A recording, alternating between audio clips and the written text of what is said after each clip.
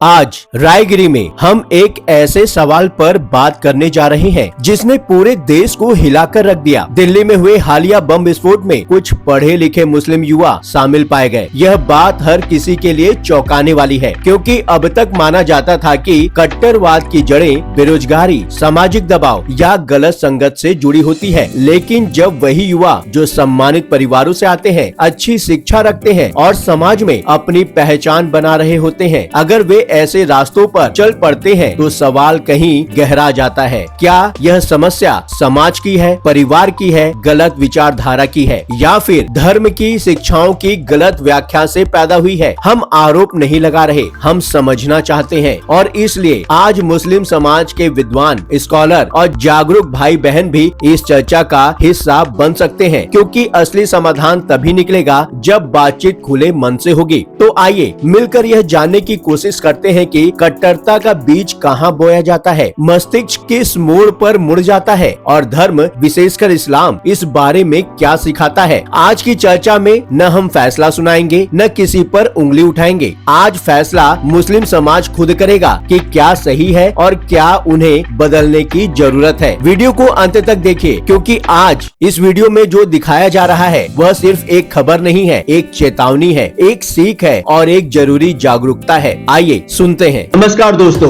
आप देख रहे हैं रायगिरी, जहां हम बातें भी करते हैं, सवाल भी पूछते हैं और सोच के दरवाजे भी खोलते हैं।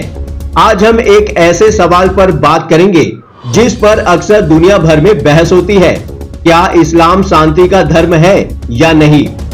वीडियो देख रहे किसी भी मुस्लिम स्कॉलर, आलिम, शोधकर्ता या जानकार भाई को लगता है कि वे इस विषय पर अपनी बात खुलकर रखना चाहते हैं, तो 7 टीवी भारत का मंच आपके लिए हमेशा खुला है।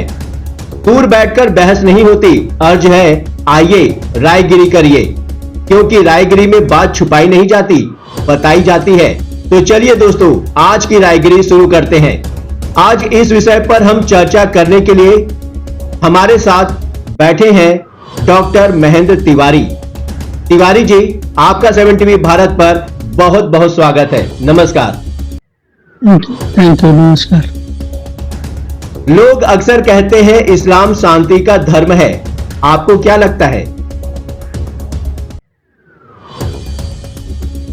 सुना तो हमने भी है बहुत। हाँ जी, सुना तो हमने भी बहुत है। पहले तो मैं आपको करेक्ट कर दूं कि आपका क्वेश्चन परफेक्ट नहीं है। इस्लाम इज रिलीजन, नॉट धर्म। वो एक पंथ है, रिलीजन है, धर्म तो नहीं है। ओके। हाँ जी। तो आखिर शांति का मतलब फिर तय कौन कर रहा है इस्लाम में? मतलब उनका रिलीजन या फिर उसके मानने वाले लोग?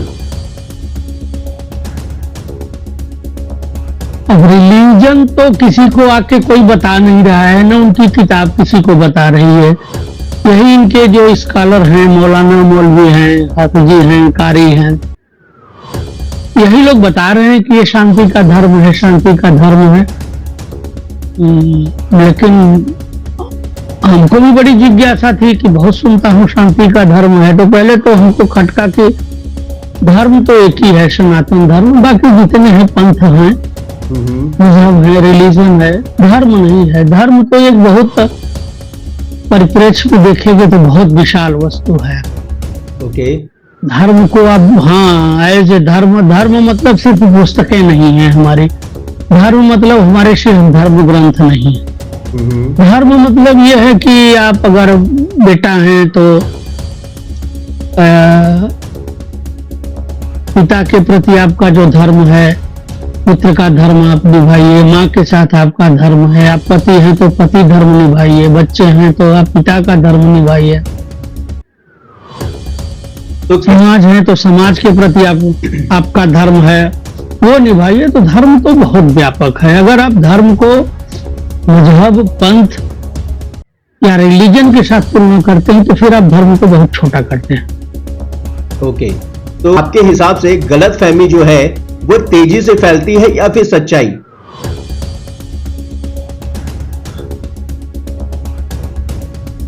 गलतफहमी तो ऐसा है साहब ना कि हमने बहुत पहले एक फिल्म देखी थी, मदर इंडिया। तो उसमें एक बिरजू का रोल था इसका, सुनील दत्त का, अगर मैं प्रॉपर याद कर पा रहा हूँ तो, और एक सुखी लाला था। तो वो उसका सब अनाज अपने हिसाब से हिसाब किताब करके चौपड़े में बता के और बोल देता था कि बस ये, मतलब लायन शेयर जिसको बोलते हैं, मैक्सिमम भाग अपना रख लेता था और उसको बोलता था तुम्हारा यही है। तो गुस्सा करता था लाठी लेके, तो बोलता था कि ले पढ़ो इसको, देखो हिसाब मैंने लिखा है। तो पढ़ने तो उसको आता नहीं था, तो फिर उसने पढ़ना शुरू किया। जब उसने पढ़ना शुरू किया तब जब अगली साल फिर वो बोला कि लाओ अब दिखाओ उनको खाता, तो उसको पढ़ने आता था, तो सब उसने लाला की चोरी पकड़ी, गलतियां पकड़ी। तो अभी तक तो आमतौर पे मेरा जहां तक नॉलेज है, जितना मैं कन्वर्सेशन कर पाया हूं लोगों से,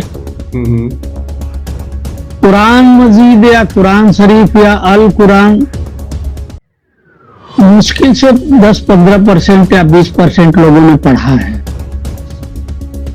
लेकिन जिन लोगों ने पढ़ा भी है या जिन्हें हाफिजी बोलते हैं, जिन्हें हिफ्ज है कुरान, मायने के साथ नहीं पढ़ा है। मायना मीन्स तर्जुमा, ट्रांसलेशन, वो रट लिए हैं। तो एक्चुअली कुरान में लिखा क्या है ये उनको भी पता नहीं है। अब जिनको पता है, जो सचमुच जिनको मायने के साथ पता है, उसका ट्रांसलेशन पता है, तो हम पब्लिक में बताएंगे नहीं। और जो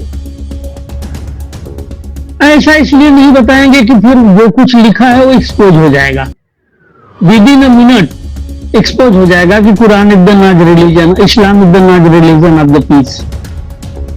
एक्सपोज हो जाएगा पब्लिकली। हाँ, तो मोस्टली बेचारे तो 90% मुसलमानों को भी नहीं पता है, उनको यही है कि रिलीजन ऑफ द पीस है, ठीक है, उन्होंने नमाज पढ़ लिया, रोजे रख दिए, जकात कर दिए, पैसा वगैरह जुटाया, बेचारे हज को चले जाते हैं। तो मैं समझता हूँ कि more than 90% Muslim are victim of the Islam, उन्हें पता ही नहीं है। तो ये जो ये जो आलोचनाएं हो रही हैं वो ज्यादातर जानकारी के आधार पर होती है या फिर भावनाओं के आधार पर? जो आलोचना आप इस्लाम की बात कर रहे हैं? हाँ, इस्लाम की बात कर रहा हूं मैं। नहीं, जैसे जैसे लोग जान रहे हैं उसको, मैंने बोला ना वो बिरजू और सुखी लाला वाला मदर इंडिया में, तो इसीलिए आप देख रहे होंगे कि हिंदुस्तान में भी और फॉरेन कंट्रीज में भी बहुत तेजी से लोग एक्स मुस्लिम बन रहे हैं, और बहुत लोग ऐसे हैं कि वो इनको मानने वाले को बिलीवर बोलते हैं। तो बहुत जो है मुसलमान वो उनको बिलीव नहीं कर रहे हैं अभी, लेकिन चूंकि इस्लाम में इस्लाम वन वे है, आप आ गए तो आ गए, अब बाहर नहीं जा सकते, क्योंकि अगर आप बाहर गए तो सजाए मौत है उसमें। उसने भी इस्लाम छोड़ा तो किताल फी सबीलिल्लाह है, उसको अल्लाह के नाम पे कत्ल कर देना है। और ये हर मुस्लिम का फर्ज है, हद नहीं है। एक तो हद होता है जहां आपके पास ऑप्शन होता है, करें ना करें ये आपकी मर्जी, लेकिन जो फर्ज हो जाता है वो हर मुस्लिम को ये पावर देता है कि जिसने भी इस्लाम छोड़ा उसको कत्ल कर दिया जाए। मैं जहां तक जान पाया हूं, हमने भी बहुत सुना था Islam is the religion of the peace, ये सब शांति दूत है। तो हमें भी इंटरेस्ट हुआ कि भाई ये थोड़ा कंट्राडिक्शन है। अगर पीस शांति का मजहब है, अमन का मजहब है, तो जहां भी जो कुछ भी सुसाइड बॉम्बिंग हो रही है, आत्मघात जिसको बोलते हैं, इनको इस्लाम में खुदकुशी बोलते हैं, जहां भी है लड़ाई हो रही है, तो क्यों हो रही है? अगर वो किताब इतनी अच्छी है, आखिर लड़ाई क्यों हो रही है? और ये हर जगह जहां भी कॉन्फ्लिक्ट है, स्पेशली इंडिया में हिंदुओं के साथ, वेस्टर्न कंट्रीज में, यूरोप में, अमेरिका में क्रिश्चियंस के साथ, इजराइल को तो ये लोग स्वीकारते ही नहीं है, कहीं बौद्धों के साथ। तो आप देखिएगा सारी दुनिया में जहां भी कॉन्फ्लिक्ट है वहां एक party so called religion of peace वाला ही होगा, तो शांति दूत ही होंगे। तो आखिर इनके साथ ही क्यों हो रहा है? ये बोलते हैं कि हम अल्पसंख्यक हैं हिंदुस्तान में। पहली बात तो मैं ऐसा नहीं मानता कि अल्पसंख्यक है। ये अल्पसंख्यक अगर होते तो ये देश का बंटवारा कैसे करा लेते? इतनी पावर है इनकी। ये अल्पसंख्यक नहीं, इनसे वो आदमी कहे कि मैं कमजोर हूं, अल्पसंख्यक हूं, प्रताड़ित हूं, विक्टिम हूं, और वो देश का बंटवारा करा ले और आज वापस धमकी दे किसी भी बात पे, ऐसा ऐसा है, ऐसा ऐसा है, तो फिर ये देश बांटने वाली बात है। भाई बांटने वाली बात अदर देन मुस्लिम तो कोई हिंदुस्तान में जितने भी पंथ हैं, रिलीजन है, कोई नहीं बोल रहा है कि देश का बंटवारा हो जाए। तो इसे एक सवाल तो बार बार इसे एक सवाल उठता है कि जैसे कि आपने बताया कि पाकिस्तान मुस्लिम बेस्ड देश है और भी बहुत सारे ऐसे मुस्लिम देश हैं, तो वहां पर जब शांति ही नहीं है जैसा आप कह रहे हैं, तो देश फिर चल कैसे रहा है? पाकिस्तान नहीं, और भी मुस्लिम देश चल कैसे रहे फिर?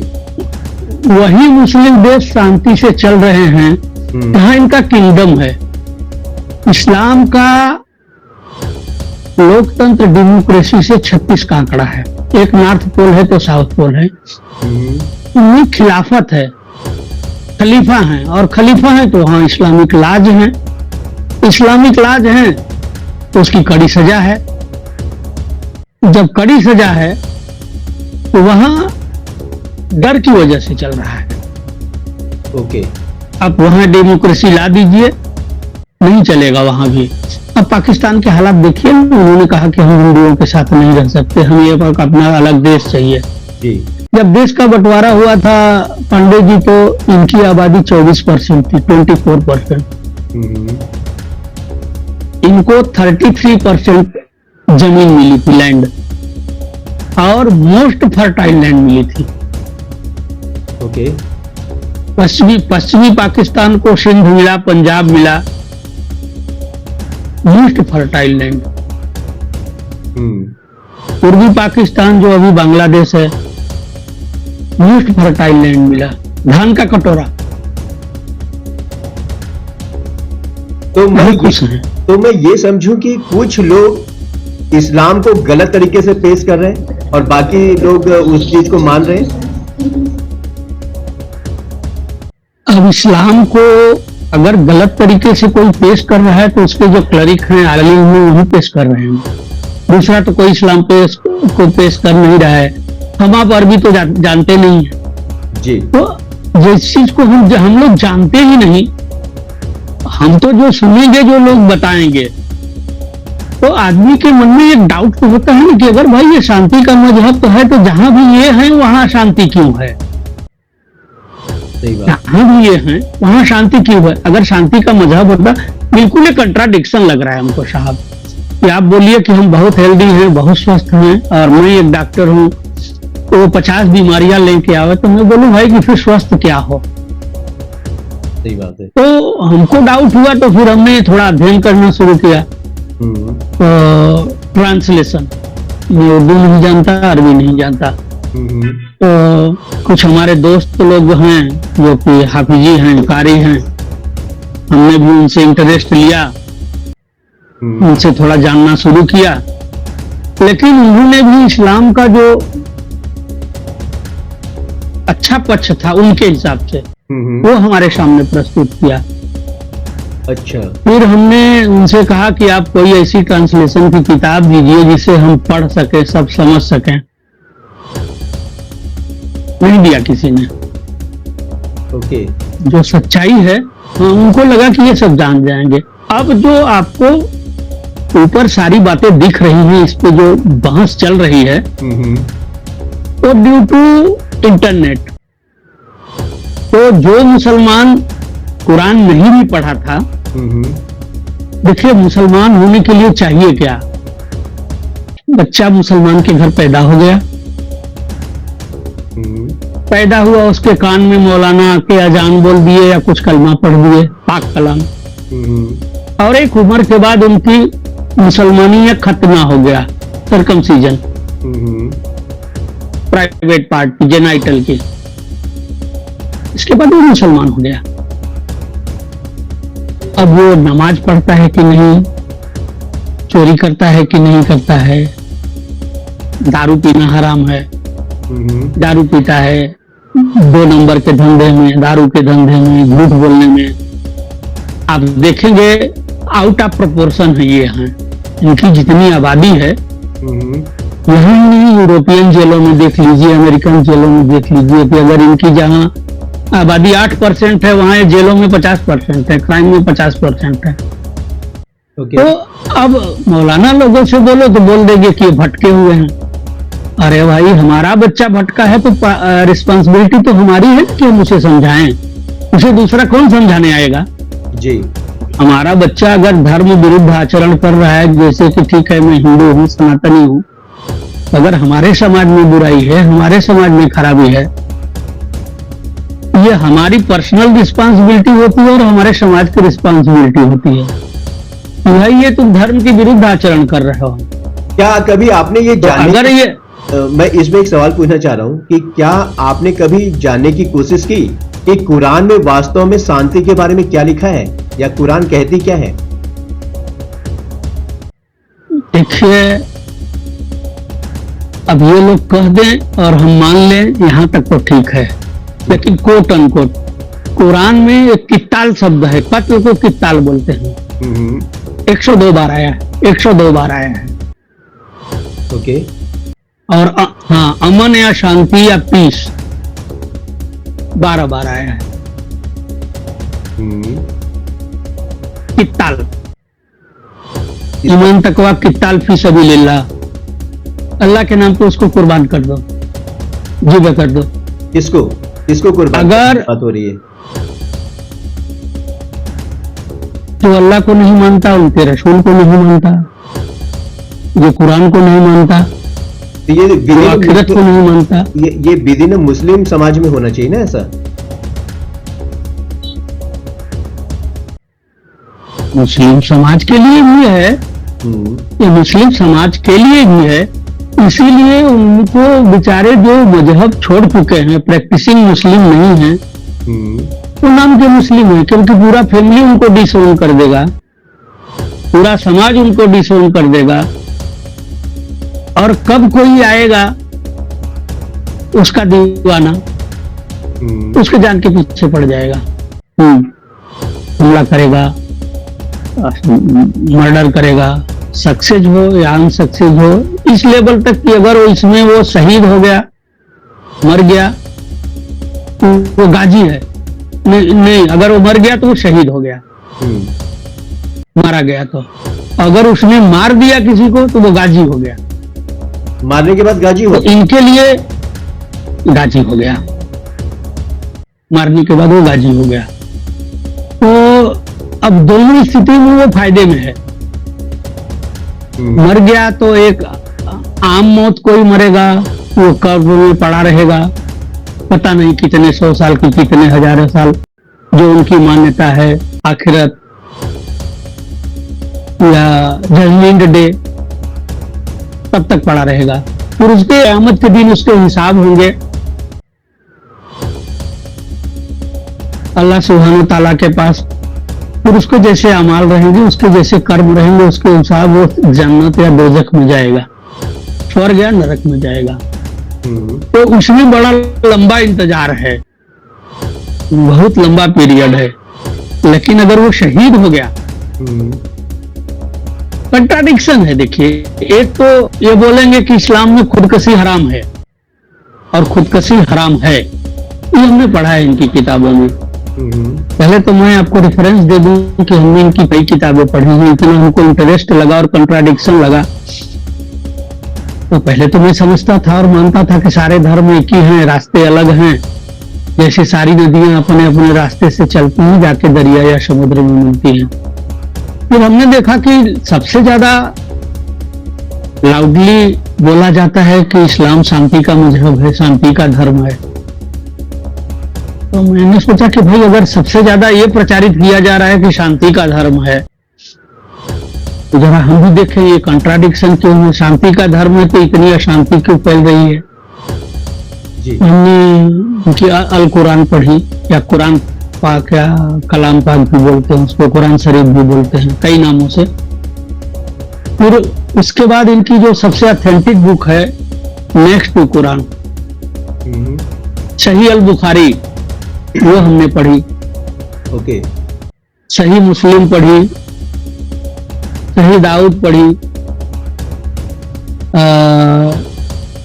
सीरतुल नबी पढ़ी हिंदी में, जिसको नबी की जीवनी कहा जाता, ऑथेंटिक डाउनलोड करके, क्योंकि जो ऑथेंटिक बुक्स हैं उनके ट्रांसलेशन आपको नहीं मिलेंगे मार्केट में। ओके। नहीं मिलेंगे। हाँ, तो फिर हमने पढ़ी तो हमको लगा कि ये सिर्फ प्रचारित किया जा रहा है, ये शांति का मजहब है, लेकिन अगर इतना शांति शांति प्रचारित किया जा रहा है तो अशांति क्यों है? ये जहां भी है ये क्यों खुश नहीं है? तो ये कहते हैं कि जो है हम अल्पसंख्यक हैं। अरे भैया, आप अल्पसंख्यक नहीं हो, आपसे कम, आपसे ज्यादा अल्पसंख्यक सिख हैं, जैन हैं, बौद्ध हैं, इवन बिल्कुल माइक्रो लेवल पे जीव हैं, यहूदी हैं, जिनको ये लोग यहूद बोलते हैं। किसी को शिकायत नहीं है। अगर हिंदू या सनातनी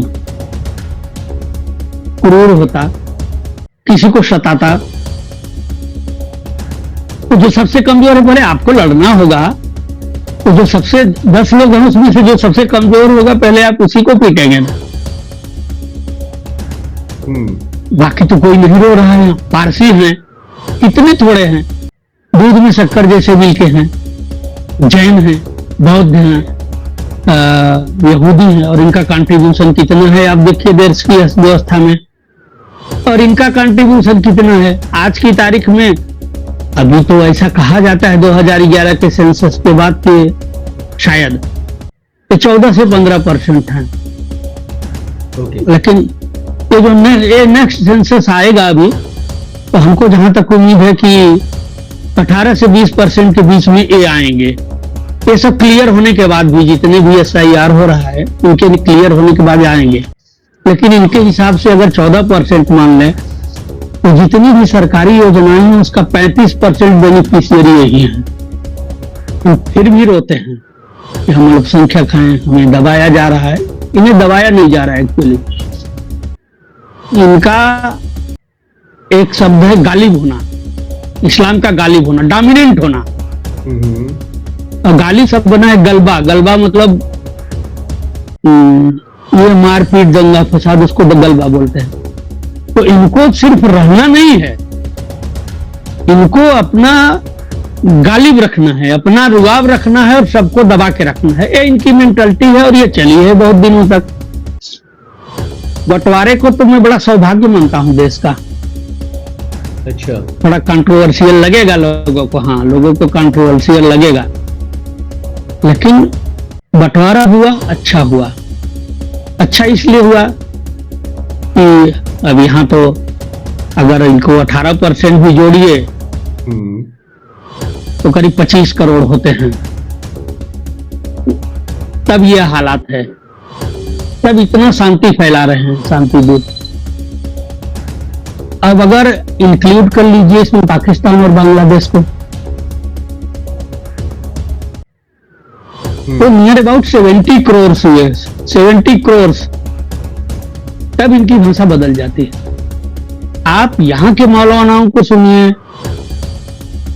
आप पाकिस्तानी मौलानाओं को सुनिए, आप बांग्लादेशी मौलानाओं को सुनिए, जहां ये मेजॉरिटी में है ये वहां खुल के बोलते हैं। अभी ये इसलिए नहीं बोल रहे, इसमें एक वर्ड है अलतकिया। अलतकिया मतलब झूठ बोलना, चीटिंग, सामने वाले को गलत जानकारी देना। अभी ये लोग खूब अलतकिया करते हैं दबा के, लेकिन कब तक अलतकिया करेंगे? अभी देखिए रिसेंट का तो वेस्ट बंगाल में एक है कोई हुमायूं कबीर, अभी ये विधायक है, MLA है, पिछले टर्म में वो मिनिस्टर भी था। तो वो बाबर के नाम पे ही बाबरी मस्जिद बनवा रहा है, शायद मुर्शिदाबाद में। जहां मुसलमानों की आबादी 70 प्लस है, 70% प्लस। तो अभी उसका जो हमने स्टेटमेंट देखा कल टीवी पे कि अभी हम वेस्ट बंगाल में 37% हैं और बाबरी मस्जिद बनते बनते तक हम 40% हो जाएंगे। ओके। फिर हम इतने डोमिनेंट हो जाएंगे कि लोगों को, नाम तो नहीं लिया लेकिन उसका इशारा अदर देन मुस्लिम था, स्पेशली हिंदू, तो लोगों को भागने की गली नहीं मिलेगी। तो देखिए हमने जो समझा है अभी तक, ये अलतकिया दबा के करते हैं। अच्छा, मैं इसमें कुरान पे हाथ रख के भी कसम। मैं इसमें क्वेश्चन पूछना चाह रहा था आपसे कि क्या इनकी शांति ही हिंसा है? इंसान की अपनी सोच और परिस्थितियों की वजह से ये है? क्या ऐसा हो सकता है? देखिए, अब मैं आपको एक बात बताऊं साहब, थोड़ा डीप एनालिसिस करके। जो भी अल्लाह को मानता है, उसके नबी को मानता है, उसकी किताब को मानता है, आखिरत को मानता है, वही सच्चा मुसलमान है। और जैसा और धर्मों में है, वहां जो भी किताबें लिखी गई हैं वो ऋषियों, मनुष्यों, क्लरिक्स ने लिखी हैं, तो हम लोग समय के हिसाब से उसमें मॉडिफिकेशन करके, एडजस्ट करके उसके हिसाब से आगे चलते हैं। पर जहां ये हो जाता है कि ये अल्लाह की किताब है, तो उसमें एक आयत मतलब आप 1 लाइन समझ लीजिए, एक शब्द मतलब लफ्ज, और एक हर्फ मतलब एक अक्षर, ये भी नहीं बदली जा सकती। तो जब ये बदली नहीं जा सकती और उसी किताब पे आपके पास एक ही किताब है, बाकी हदीसें हैं, तो अगर आप उस पर यकीन रखते हैं, बिलीवर हैं, तो आप उसको फॉलो तो करेंगे, तभी आप सच्चे मुसलमान हैं। ओके। ये जहां भी जाएंगे। हाँ, ये अब ये है कि अब एक आपको सिंपल एग्जांपल देके समझाऊं कि जैसे फुटबॉल का ग्राउंड है, मैच हो रहा है, उसमें जो सबसे है कुछ नॉलेज फुटबॉल का, सबसे जो आगे होते हैं उसको फॉरवर्ड बोलते हैं, जो अटैक करते हैं। ये जो सो कॉल्ड है कि ये बम बंदूक, सुसाइडल अटेम्प्ट, खुदकुशी कर रहे हैं, ये फ्रंट के हैं एकदम। इसके बाद फिर मिडफील्ड होता है, वो उसको पास बना के देता है, उसके लिए अपॉर्चुनिटी क्रिएट करता है। फिर इसके बाद बैक होता है, डिफेंडर जिसको बोलते हैं, और फिर गोलकीपर होता है लास्ट में। तो इनमें यह है ना कि जैसे जो एकदम फॉरवर्ड है फुटबॉल में, तो ये सब बेचारे हैं, इन्हें कुछ पता नहीं है, ये ज़ॉम्बी हो गए हैं, इनकी प्रोग्रामिंग कर दी गई है बचपन से। बाकी किसी धर्म को नहीं पढ़ा, किसी किताब को नहीं पढ़ा, नहीं पढ़ेंगे। क्योंकि जब बख्तियार खिलजी ने नालंदा विश्वविद्यालय को जलाया था, तो वो 5-6 महीने तक वो सारी किताबें जल रही थी। जलाने का क्या कारण था? जलाने का यही कारण था, किसी ने पूछा इसमें है क्या, तो बोला इसमें सब किताब है। तो उसका मानना था कि किताब तो एक ही है, कुरान, और उसमें सब कुछ है। तो अगर कुरान में सब कुछ है तो बाकी किसी किताब की जरूरत नहीं है, वो परफेक्ट है। तो ये जो फॉरवर्ड है ना बेचारे, इनको बचपन से ही मदरसे में डाल दिया, पढ़ा दिया, और वो कोमल मन है, वो मौलाना से पढ़ लिए, तुम जाओ खुदकुशी कर लोगे, फट जाओगे तो तुमको जन्नत मिलेगी, तुम्हारा खून का एक कतरा नीचे नहीं गिरेगा, उसके पहले ही तुम्हारे लिए मोतियों का महल तैयार होगा। उसको भी बहुत जल्दी होती है। लेकिन तो इस पर एक सवाल उठता है हाँ। कि ये जो आप बता रहे हैं कि जो फॉरवर्ड होते हैं वो असल में असलियत नहीं जानते, आपकी बातों से मुझे यही समझ में आया। तो ये असलियत जानने से ये जो असलियत नहीं जान पा रहे हैं, तो असलियत जानने से इनको रोक कौन रहा है? इनके खुद के माता पिता, इनका खुद का समाज, या कोई और है इसके पीछे? माता पिता बेचारे इतने शिक्षित नहीं है, उनको लगता है कि दीन के लिए काम करेगा, हाफिज कुरान बनेगा। अगर हाफिज कुरान बना तो ये सात पुश्ते तक, आगे से पीछे तक सबको जन्नत मिलेगी।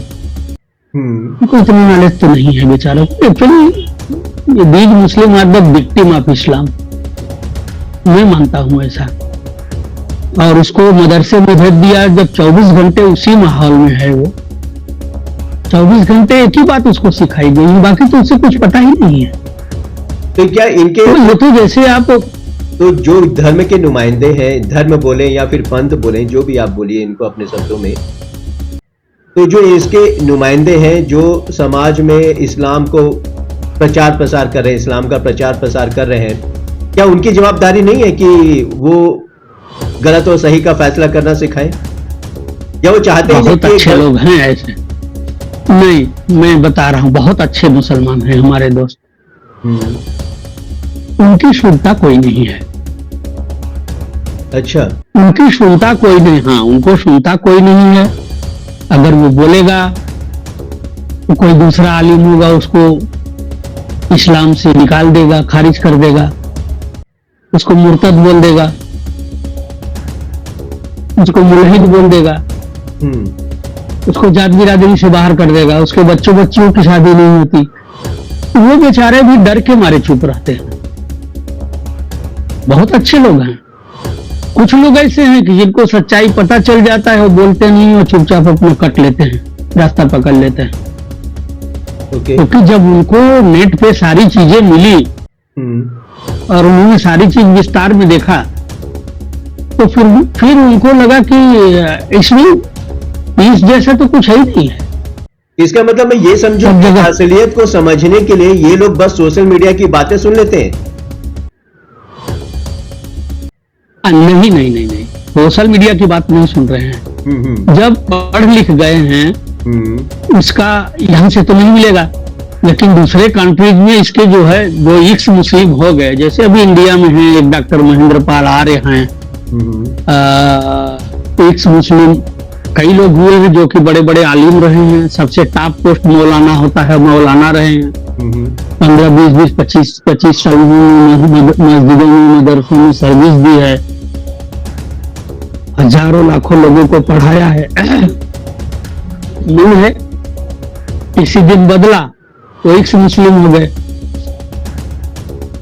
तो अब उनके पास ऑथेंटिक नॉलेज है, इसलिए कभी भी वो जब और मौलानाओं के साथ बैठते हैं जो इस्लाम के फेवर में हैं, तो जब ये उनकी कुरान की, हदीस की आयतें हैं, जिल्द है, सूरा है, पारा है, ये नंबर है, ला के रख देते हैं, तो वो लोग तुरंत, इनकी एक टैक्टिस है, इनकी और वामपंथियों की, जहां सच्चाई आएगी इनके पास जवाब नहीं होगा, ये कोशिश करेंगे कि आपका पांव लैंड माइन पे पड़ जाए।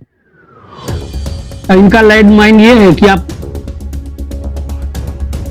रसूल की तौहीन कर रहे हैं, इस्लाम की तौहीन कर रहे हैं, हमारे पाक किताब की तौहीन कर रहे हैं, मतलब झगड़ा करने लगेंगे। तर्क नहीं देंगे, तर्क नहीं देंगे, जबकि सामने वाला बैठा है, मैं देख रहा हूं बहुत, ये इसके भी हैं, ये स्वामी दयानंद सरस्वती की कौन सी संस्था है जिसने सत्यार्थ प्रकाश लिखा है, आर्य समाजी, आर्य समाजियों ने भी बहुत पढ़ा है इस्लाम को।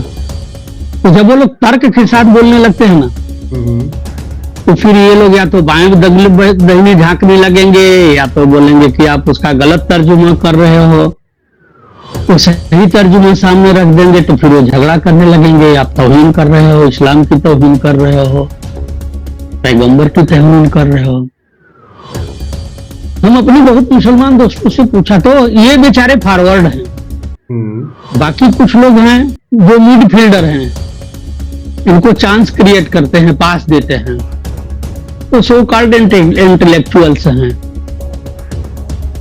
अब जिनमें बिके हुए लोग हैं, पैसे के लिए काम कर रहे हैं, नाम हिंदू है, लेकिन वो प्रैक्टिस नहीं करते हिंदुइज्म को। हिंदुइज्म में उनको 1000 नुकसान दिखाई दे जाएगा और वो पैसा लेके काम करते हैं। अच्छा मैं आपको बहुत इंटरेस्टिंग बात बताऊं। हाँ हाँ बोलिए। मैं आपको एक बहुत इंटरेस्टिंग बात बताऊं, जितने भी वामपंथी हुए हैं ना, मोस्टली सब ब्राह्मण है, मोस्टली ब्राह्मण है। वो बिकाऊ थे, जिसने पैसा दिया उसका काम किया उन्होंने। ये जो सो कॉल्ड इंटेलेक्चुअल है ना, ये उनके जो है मिडफील्डर हैं। फिर उसके बाद की जो लाइन आती है बैक में, ये वकील हैं, पत्रकार हैं, वो सब बोलना शुरू कर देंगे। लेफ्टिस्ट हैं, फेमिनिस्ट हैं। अब फेमिनिस्टों का आंदोलन देखते हैं, मनुवाद से आजादी, हमें क्या चाहिए आजादी, ब्राह्मणवाद से आजादी। हमें बहुत इंटरेस्टिंग आपको बात बताऊं कि मनुवाद को ब्राह्मणवाद से जोड़ा जाता है। महाराज मनु ब्राह्मण नहीं थे, वो क्षत्रिय थे। ओके। हाँ, ये जो कोट है, ये जो श्लोक है, ये मनुस्मृति का है, यत्र नारायण पूज्यन्ते रमन्ते तत्र देवता। लेकिन ये जो सो कॉल्ड फेमिनिस्ट हैं, इन्हें मनुवाद से आजादी चाहिए, ब्राह्मणवाद से आजादी चाहिए। इनकी हिम्मत नहीं है कि जिसको तंबू में और बुरके में रखे हैं उसको आजादी दिलाने के नाम पे ये नहीं खड़े होंगे। इन्हें मनुवाद से आजादी चाहिए, लेकिन इनको सरिया से आजादी नहीं चाहिए, क्योंकि इन्हें पता है कि वहां बोलेंगी तो ये सेफ नहीं रहेंगी। ये चाहे जहां भी रहेंगी, इनको ढूंढ लिया जाएगा और इन्हें पनिश किया जाएगा।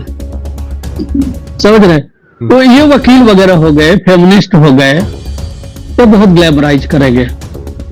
इनको हिंदू औरतों को आजादी दिलाना है, जबकि खुद आजाद हैं। औरतों के पक्ष में नहीं लड़ेंगे जहां की वो एक टाइम में 4 बीवियां हो सकती हैं। हालांकि हमारे प्यारे नबी ने तो 13 बीवियां रखी थी, और लौंडिया तो बहुत थी उनके पास। लेकिन अब यह है कि उन्होंने अच्छा कर दिया कि वो अपने तक सीमित रखा, और इन लोगों को एक साथ एक बार में 4 औरतें उनके लिए हलाल हैं। मैं एक सवाल पूछूं आप? हाँ, लेकिन सिर्फ ये पूरा कर दूं? हाँ प्लीज। वो 4 हलाल है इनके लिए, ये सुन्नत है, नबी की सुन्नत है। लेकिन 4 तक ही सीमित नहीं है। किसी को भी ट्रिपल तलाक दे दिया तो 3 बची, फिर चौथी आ सकती है, उसमें से फिर किसी को आपने तलाक दिया, अब हिसाब से वो आपकी चॉइस है। 10 करिए, 15 करिए, 20 करिए, ये आपकी चॉइस है। तो अभी तो 3 तलाक बंद हो गया है ना इंडिया में? नहीं, वो तलाके नहीं, उसको तलाके बिद्दत कहते हैं। 1 सिटिंग में 3 तलाक, 3 बार तलाक वो बोल देते थे, तलाक तलाक तलाक, वो बंद हो गया है। अच्छा, वो बंद हुआ है उसको। हाँ, उसको तलाके बिद्दत कहते हैं। 1 सिटिंग में, 1 टाइम में जो बोल दिया, मोबाइल पे बोल दिया, वीडियो कॉल करके बोल दिया, ऑडियो कॉल करके बोल दिया, 3 बार मैसेज लिख के, टेक्स्ट मैसेज लिख के भेज दिया, तो तलाक हो गया। ओके। अब इस तलाक में औरत की तो बेचारी की कुछ गलती नहीं है। अब उसको दूसरी नई बीवी चाहिए, वो पहली वाली जो पहले नंबर पे है वो थोड़ा एजेड हो गई है, मेनोपॉज हो गया है उसका। अब उनके पास वो चॉइस है, तो कोई भी बहाना करके तलाक कर देंगे। नमक तेज है तो तलाक करके बोल देंगे, ऊंची आवाज में बोलती है तलाक करके बोल देंगे, 3 बार बोल दिया। कुछ लोग ऐसे भी हैं बेचारे जो इसके विक्टिम हैं, वो रियली तलाक नहीं देना चाहते थे, जिससे भी बोल दिया। तो ये हुआ कि तो ये तुम्हारे लिए हराम हो गई, हलाला कराना पड़ेगा। सुना है हलाला सब? हाँ सुना है। हाँ, तो हलाला कराना पड़ेगा।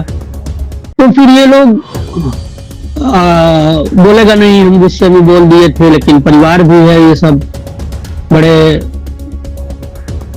अगर परफेक्ट सब तो नहीं उनको मिल रहा है कि इस हिसाब से अल्लाह और उनके रसूल से बहुत डरते हैं, ये शरई के खिलाफ है।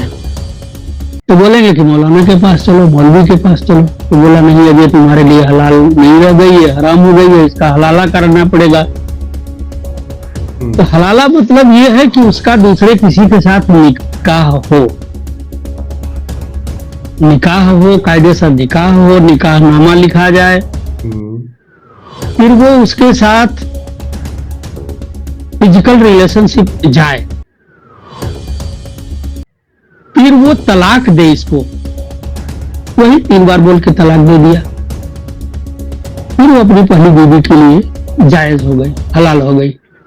गलती तो बेचारी उस औरत की नहीं थी, लेकिन वो कर क्या सकती है। तो कुछ ऐसी हैं जो ऐसे करा के नहीं मौलवी से नहीं कराएंगे तो ये होगा कि देवर से करा लो, जेठ से करा लो, ससुर से करा लो, नंदोई से करा लो, किसी से भी करा लो जिससे दूध का रिश्ता नहीं है, जिसने एक ही माँ का दूध नहीं पिया है।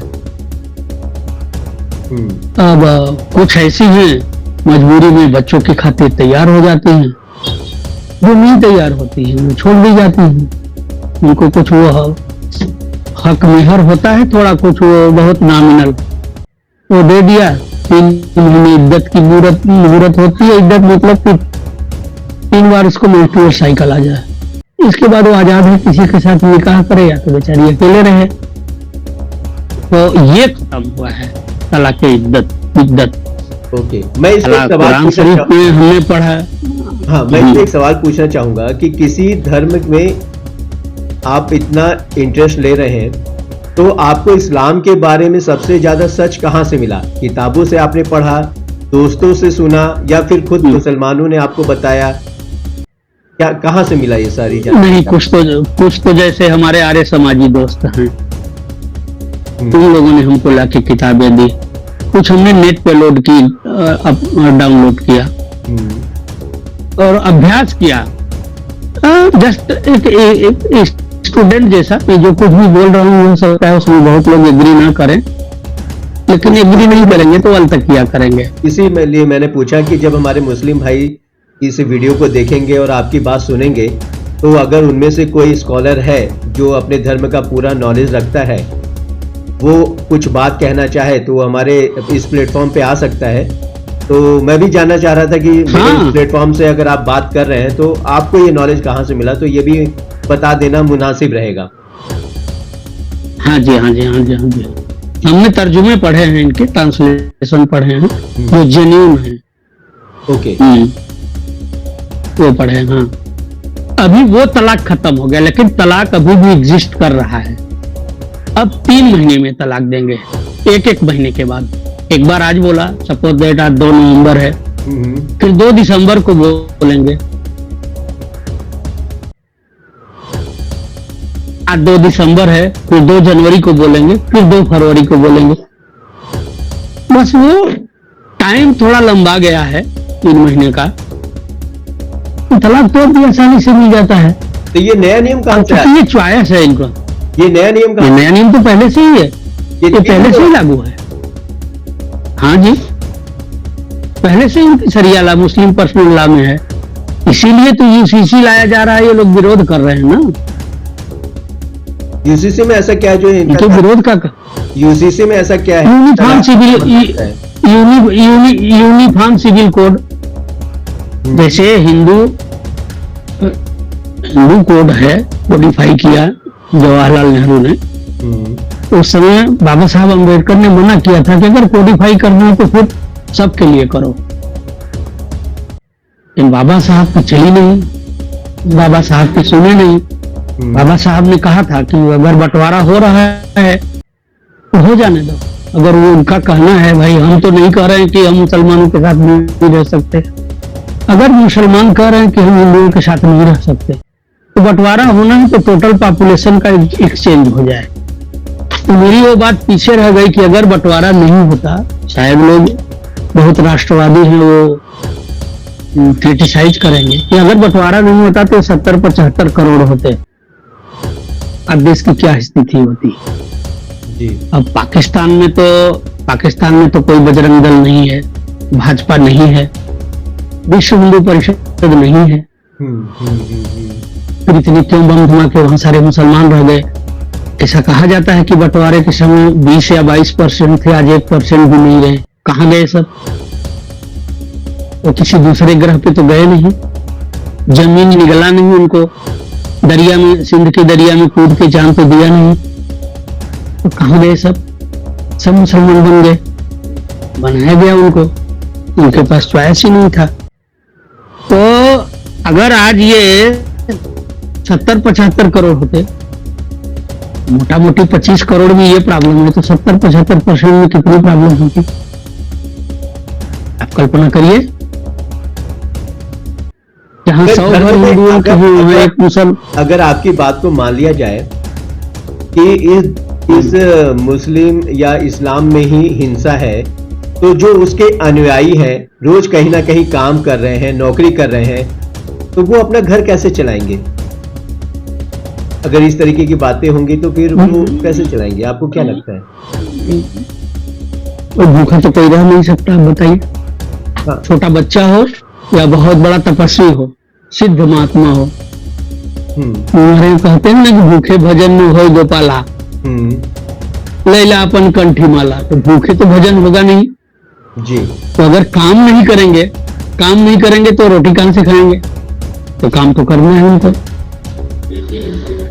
अगर आपके पास ऑप्शन यही है कि बगैर काम किए आपको रोटी नहीं मिलेगी, आप कब तक भूखे पड़े रहेंगे? काम तो करेंगे, इसलिए ये काम कर रहे हैं। तो वो जो मैं समझा रहा था कि अच्छा, अक्सर जो लोग नहीं बोलते, ये गाजा भी कुछ हो जाएगा तो प्रदर्शन करेंगे।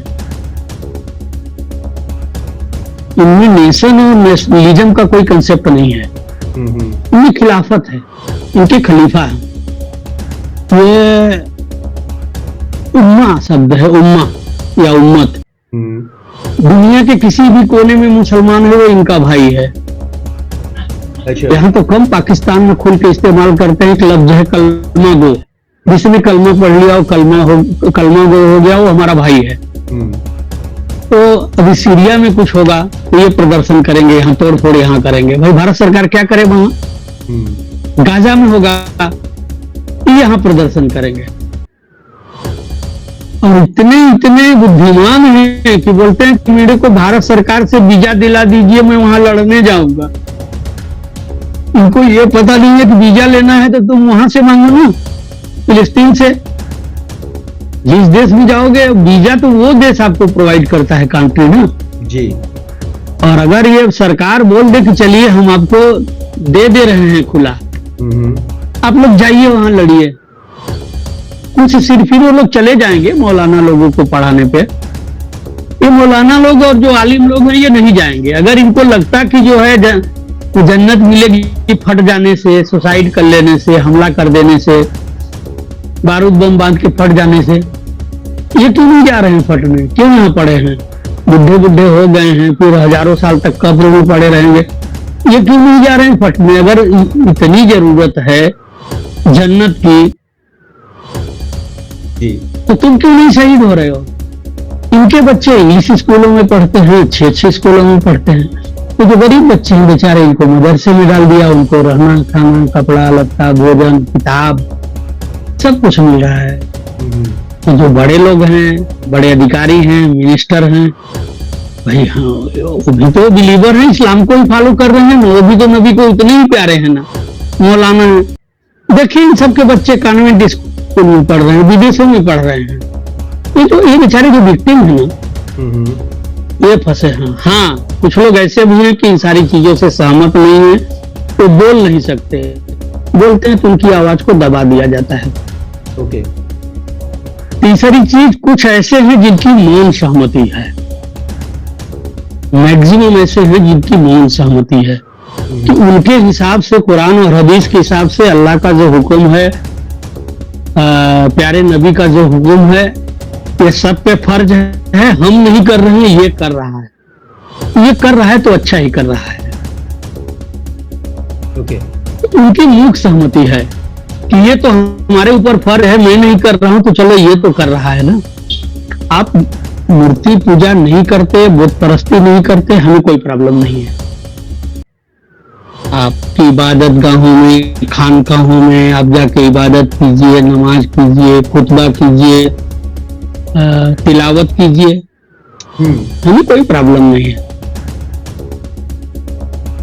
कि भाई आप बुत परस्त नहीं हैं, लेकिन आपका ये भी फर्ज है, तो फिर आप नहीं है तो नहीं है, आप मत करिए बुत परस्त, दूसरा कोई करता है उसको करने दीजिए, आपको क्या प्रॉब्लम है? अगर आप कहते हो कि सारे धर्म मजहब पंथ बराबर हैं, तो आप अपने हिसाब से इबादत कीजिए। दूसरा कोई है मूर्ति पूजा कर रहा है, फोटो की पूजा कर रहा है, आपको क्या प्रॉब्लम है? मेरा इस पर एक आखिरी सवाल रहेगा आपसे, एक आखिरी सवाल, क्या इतिहास में हिंसा के लिए एक ही धर्म सीमित रहा है? ऐसा मैं नहीं कहूंगा, थोड़ा ज्यादा हिंसा हर जगह है। अब हमारे यहाँ जो हिंसा हुई है वो धर्म स्थापना के लिए हुई है, तो ये भी जो भी धर्म स्थापना, ये वही है कि मजहब का, इस्लाम को गालिब करना। ये भी जो कर रहे हैं ये अपने धर्म की स्थापना के लिए कर रहे हैं। ओके, का फर्ज है कि वो मूर्तियां तोड़े। कंफ्लिक्ट यहाँ है, कोई इंस्टेंस इनमें नहीं है, एक साथ नहीं रह सकते। ओके, कहीं भी आप देखिए, इनको सरिया चाहिए। बहुत इंपॉर्टेंट बात बोल रहा हूं, आप मार्क करिएगा जी। ये सरिया वाले देशों को छोड़ के जो मिडिल ईस्ट है, जहां बहुत कॉन्फ्लिक्ट है, ये जा कहां रहे हैं? केस करिए, कहां जा रहे हैं बताइए ना। आप ही बताइए सर। सीरिया से, लेबनान से, नहीं, सीरिया से पत्रकार है ना, सीरिया से, लेबनान से, जॉर्डन से, फिलिस्तीन से, लीबिया से, जा कहां रहे हैं? ये 57 मुस्लिम ममालिक हैं, वहां क्यों नहीं जा रहे हैं? वो लोग क्यों नहीं ले रहे हैं इनको? ओके, इनके आदमी मर जाएं, इनके आदमी कुर्बान हो जाएं, हजारों लाखों मुसलमान कुर्बान हो जाएं, उससे इनको फर्क नहीं पड़ता। तो दीन के रास्ते में कुर्बान हो गए, तो जमीन नहीं छोड़ेंगे। जो जमीन एक बार इन्होंने हथिया लिया, वो जमीन नहीं छोड़ेंगे। तो बाकी इतने 57 मुस्लिम राष्ट्र हैं, तो थोड़ा थोड़ा करके फिलिस्तीनियों को नहीं ले सकते? ले सकते हैं, लेकिन ये माइग्रेट कहां करेंगे? अमेरिका में, यूरोपियन कंट्रीज में। क्या कारण होगा? और ये रोहिंग्या हैं, दीन का स्थापित करना, वहां रह जाएंगे, रिफ्यूजी बन के रहेंगे, इनको खाना पीना, सुविधा, पेंशन, एलिमनी सब कुछ मिलेगा, जब तक बहुत थोड़े हैं। थोड़ा दिन जैसे ही बीता, कुछ परसेंटेज में हुए, तो फिर इनको वहां सरिया चाहिए। तो भाई इनको पूछो कि जहां सरिया था वहां से तो छोड़ के भाग आए, यहाँ क्यों सरिया चाहिए? पर इनकी न्यूसेंस वैल्यू बहुत है, और इनको जितने भी अरब राष्ट्र हैं, मुस्लिम ममालिक हैं, इनको खूब फंडिंग करेंगे। वहां मस्जिद बनाओ, वहां भीड़ इकट्ठा करो, पर यहां मत आओ। एक्सपेंशन करना है, विस्तारवादी सोच है इनकी। तो जहां सरिया की वजह से ये भाग के गए, और यूरोपियन कंट्रीज ने मानवाधिकार के नाम पे, ह्यूमन राइट्स के नाम पे इनको शेल्टर दे दिया, अब वहां इनको सरिया चाहिए।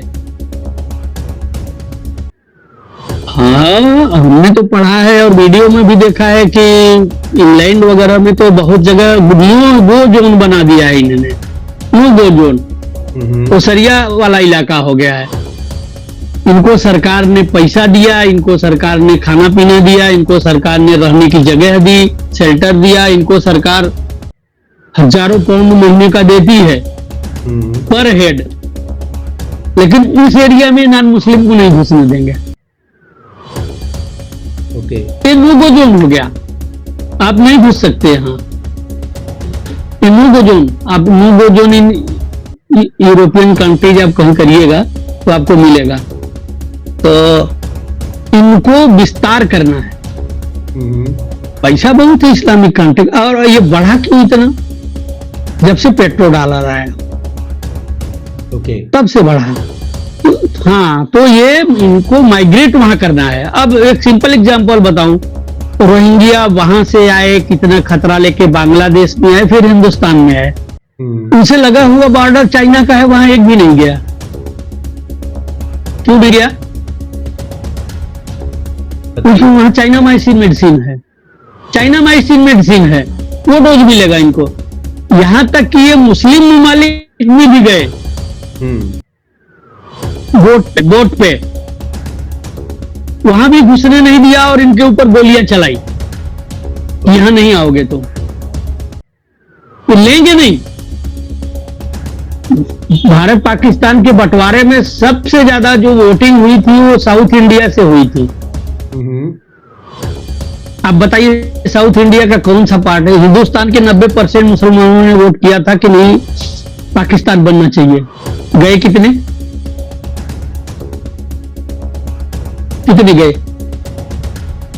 तो अभी तो फिलहाल मैं आज के एपिसोड में यही बोल पाऊंगा आपको कि हमें सवाल पूछने से डरना नहीं चाहिए, गलतफहमी रखने से डरना चाहिए। राय बिगड़े या बने, पर रायगिरी में आकर ही आप एक बजे असली खेल जमता है। अगर आपको आज की बातचीत पसंद आई तो इसे शेयर कीजिए ताकि सोचने का सिलसिला आगे बढ़ता रहे। जय हिंद, सद्भावना बनी रहे। आज के लिए इतना ही, मिलते हैं रायगिरी के नेक्स्ट एपिसोड में। नमस्कार। नमस्कार।